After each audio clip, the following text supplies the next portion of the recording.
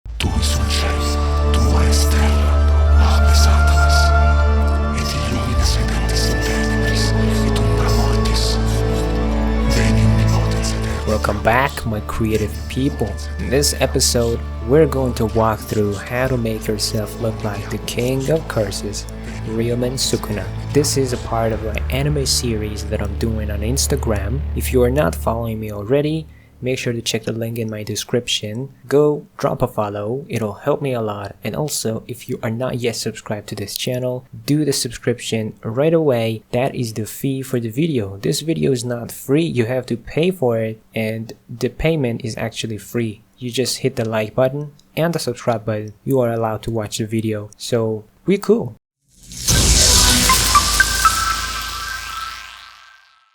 I started with this selfie, and then I was going to paint. I knew I needed to paint a lot, so I did a quick sketch just to lay down the structure on which I'm going to put my painting. So the quick sketch that I did, it might seem so messy and so loose, but believe me, that is all you need to get started with your painting. It gives you a framework, so good. Do always your sketches before you start the painting process. And again, believe it or not, that's it. We're done with the sketch. It is all you need to get started. Okay, it's just an outline and it's very cool. Like already you can tell that it is Sukuna, right? That's so cool. I love this line art, but there's a long way ahead, so let's keep going. I'm making a selection of my hand just because I don't want it to get in the way. And then I put down the base colors for the dress. If you think that I should have used some stock photos for the dress, you better rethink and revise yourself. That is not a good way. If I were to use stock photos for the dress, I should have probably spent hours searching for the proper photo, and then I find it and I have to bring it into Photoshop, make a selection, put it on myself, do a ton of warping and a bunch of Liquify, color match it and light match it, and finally maybe I could have got it right to look like what I wanted. So it's not a very wise option to use stock photos for these kind of stuff. It's better to just paint them.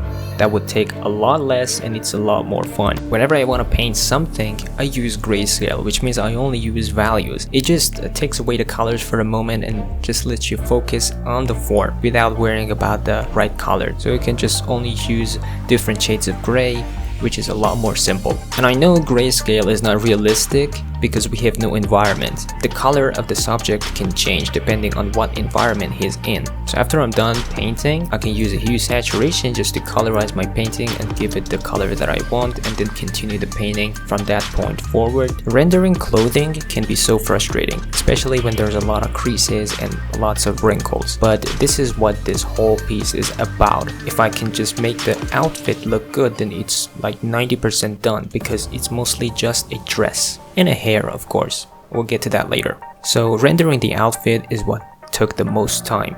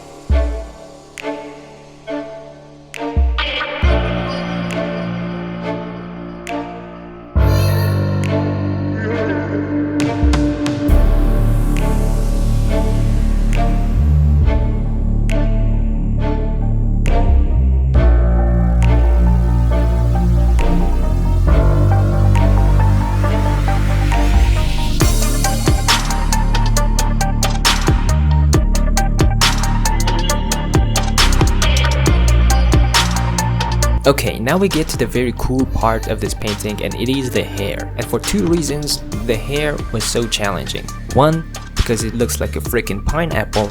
2, because it's pink. I've never painted any pink hair. Like, I've done so many hairstyles in my life, but this one, man, come on. So I used a very desaturated pink color. I know I can change the color anytime, so I'm not really worried about it. I'm just trying to get the shape right, which is super hard. The guy got some crazy hair. ほら頑張れ頑張れ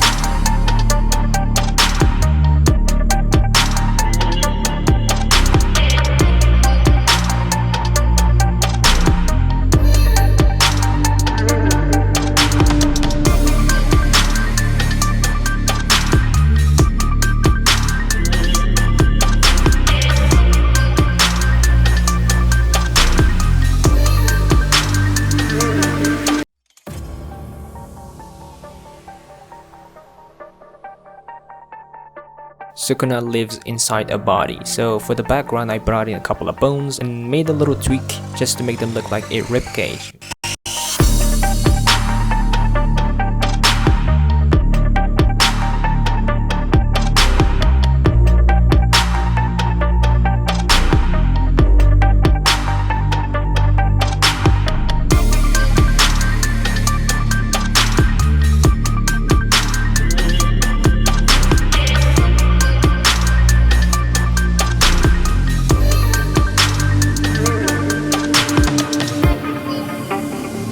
And for the very far background, I used a photo of a cave. I think that did the job quite well.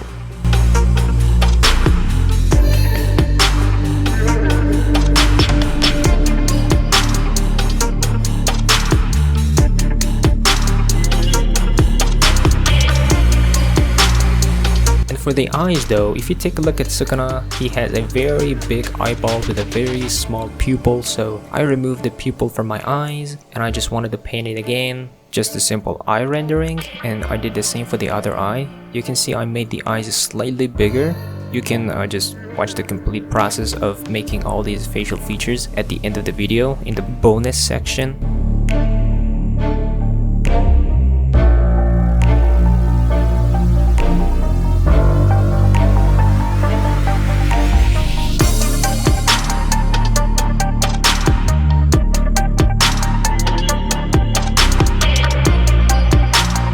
As for the tattoos, I used a technique I showed you in the previous video. If you haven't watched it, make sure to watch it. I'm gonna link it in the description in the top right corner of the screen as well. Just a simple curve just to make the skin darker and paint in the tattoos. Simple as that. You can also use some overlays of this guy's face tattoos. You can find them online. I rather do it manually because I have more flexibility then.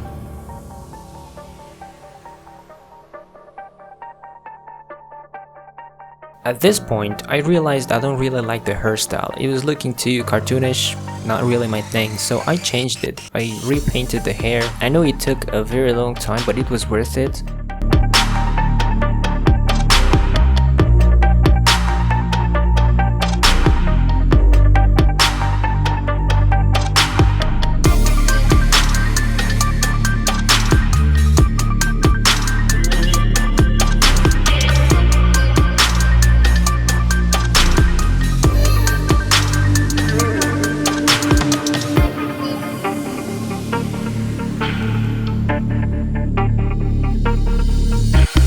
I don't know about you, but I like this hairstyle a lot better.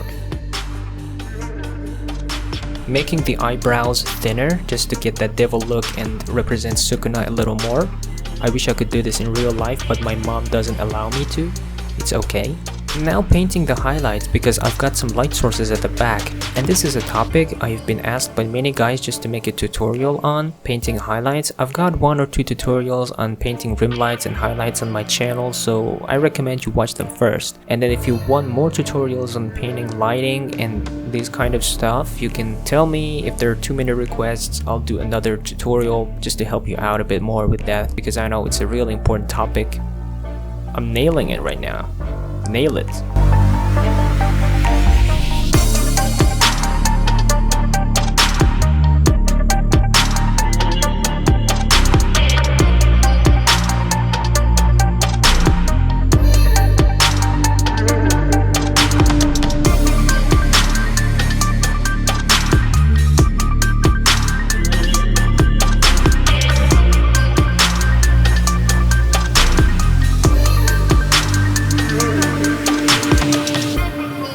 Now this is where things get a little rough. We're gonna paint a freaking finger. So freaking hard. And for that I brought in 2 references of Sukuna's finger, and I painted for like about 90 minutes. I wouldn't think it'd be so hard to paint just a freaking finger. There are so many details on it, and you know, it was like out of my head kinda.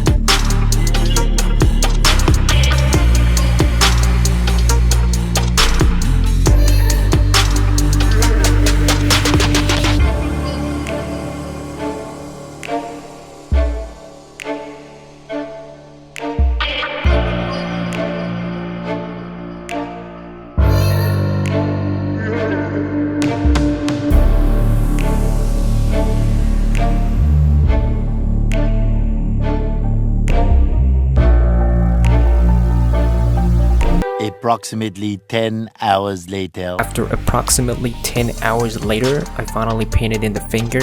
I did a lot of tweaking because we don't really have to copy the reference. It's just a reference, which means you have to refer to it in times of need. So the finger, man, I don't want to talk about it anymore. Let's move on to other parts.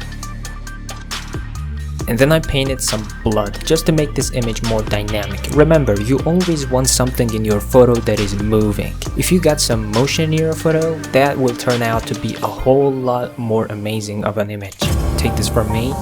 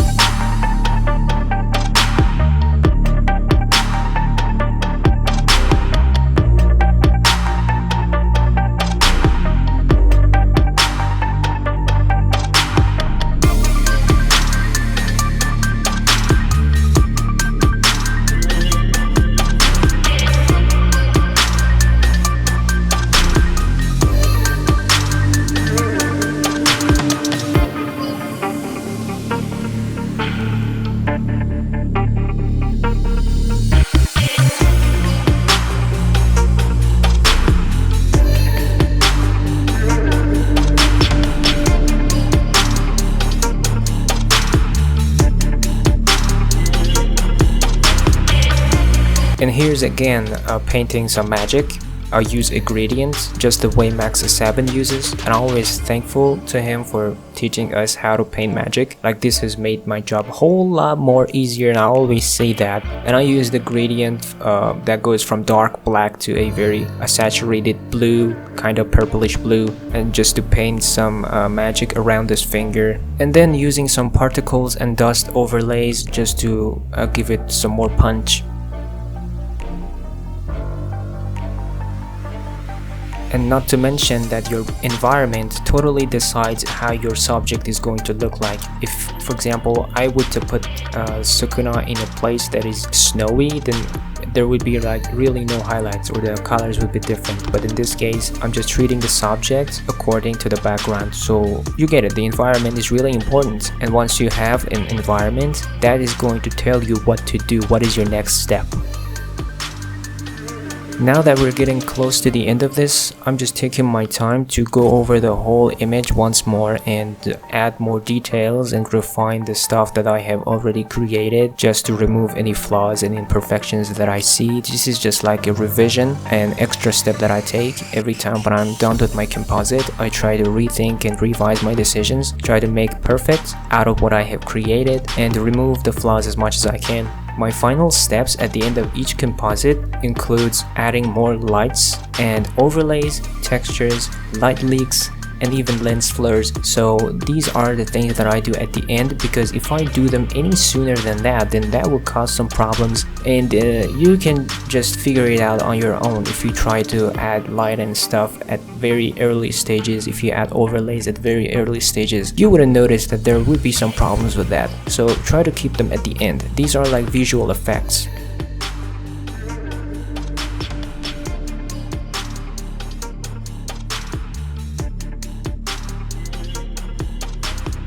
And abracadabra, that's how we do it. If you liked what you saw, make sure to drop a like and comment down below, because I'm gonna start making tutorials again, so I'm open to suggestions. If you want to see anything in the future, make sure to comment it for me. That'll support me for better content each week, maybe twice a week, who knows.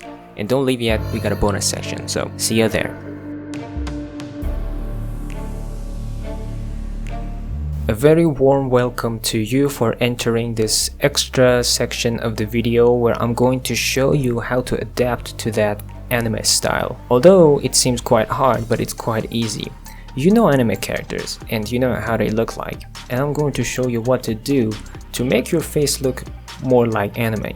For reference, I'm going to bring up a photo of Sukuna right now. So let me do that real quick. My guy has a very wide face with a very wide mouth and very big eyes and very small pupils and very big ears and very big everything. So you know what we should do? First things first, I'm going to jump into Liquify. So let's go to filter, Liquify. I'm going to actually try to change my facial features just a bit to resemble this guy a bit more. You can use this face tool if you want to. If you want to make the eyes bigger, if you want to make the nose smaller. I'm not really a big fan of this. I'd rather do this whole thing manually using the forward warp tool. So let's get the forward warp tool. First things first, let's actually use the face tool. I think this is useful. I'm going to increase the eye size. So click on the link. You don't want to look like that. One eye is bigger than the other. Click the link so that both eyes enlarge together, and I'm going to increase the eye size just a tiny bit. You don't want to go too far, you want to ruin all this. Then I'm going to go back to the forward warp tool. Here you can see the shape of the eyebrows, and I'm going to mask out my eyes just because I don't want to touch them. So just paint a mask over the eyes using the mask tool you see. Then get the forward warp tool by hitting W and make these eyebrows more devilish, like so. Okay, now you can just get rid of the mask by hitting D, painting. That's gone. Then we get to the nose.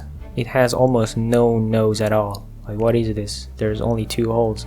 So we're going to treat the nose. We're going to make it as small as we can. Just like that. And I'm going to just make the nose like this, like piggy kind of nose. What do you call it? I don't know. Looks like a pig. Like the tip needs to be pointing upwards. Okay, and it needs to be narrow and small, something like that. Kind of the anime style nose. I've never seen an anime character with big nose, have you? Alright, so now we got the nose there. And you know the face is kind of wider. My face looks like a cucumber. So I need to make my face a little bit like thicker. So let's do that. I'm going to make my face wider from the sides, just like so. Actually, whenever you wanna cosplay as a specific character, you have to take a look at the facial features, because that's what makes the huge difference.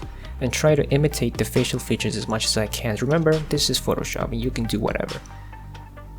So right now, I'm changing my head shape towards more of a circle because I look like a freaking line. I look like a finger. I'm gonna make myself a circle like so. If I go too far, then I would probably look like a slime. So this is enough. Let's get the before and after. Yeah, I guess the face is just now wide enough. Maybe make my neck thicker too. This guy's a badass. Take a look at the ear. So when we've done this guy has a huge mouth. So let's do the mouth. I'm going to just go over the mouth. Let me zoom in. Make this mouth wider, like so. The chin needs to be smaller. Make the chin smaller and make this jawline sharper. I'm doing that. Okay. And this mouth is wider. Okay, that looks weird now, but when oh my god, I can't talk.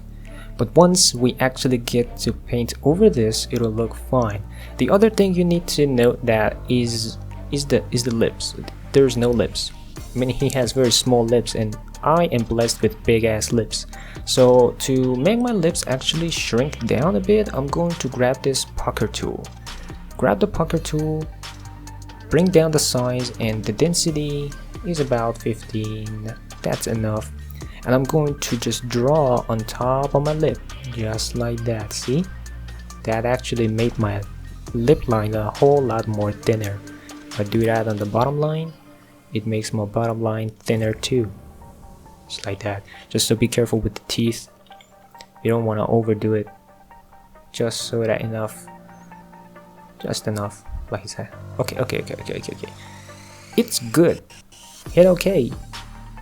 Take a look at this before and after. It's crazy. Now once you've done this, you want to just create a new layer, grab your brush and do the painting, the hard job.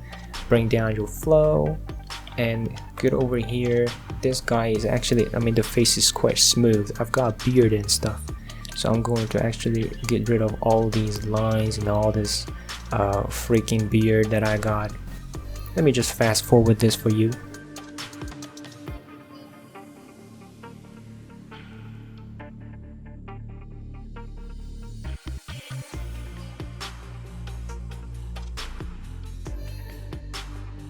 Once I have actually done most of the job, I'm going to make these eyes a lot bigger, but not using the Liquify. The thing I'm going to use is that now I can merge all these layers so that I get only one layer, and I'm going to get the eye and draw a lasso around it, just like so. Hit Ctrl J, so now that I only have the eye on its own layer, Ctrl T and make that big, just like so. Now we have a big eye. I think I'm going to do the same with the other eye, so draw a lasso around it, Ctrl J, and make it big. Okay, and after you've done that, you might want to just get your eraser tool with a soft brush, erase these edges just to blend them in. You don't want to see that line.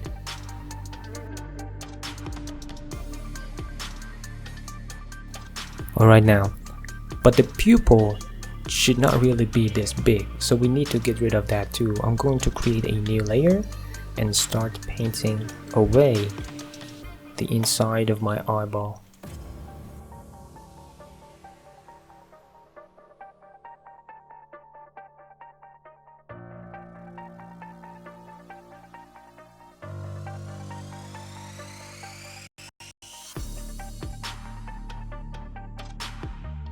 Now I look like the devil himself. From this point forward, you can continue refining these, all that, and just take your time as much as you want to achieve the look that you're looking for. Just remember, you can also do dodging and burning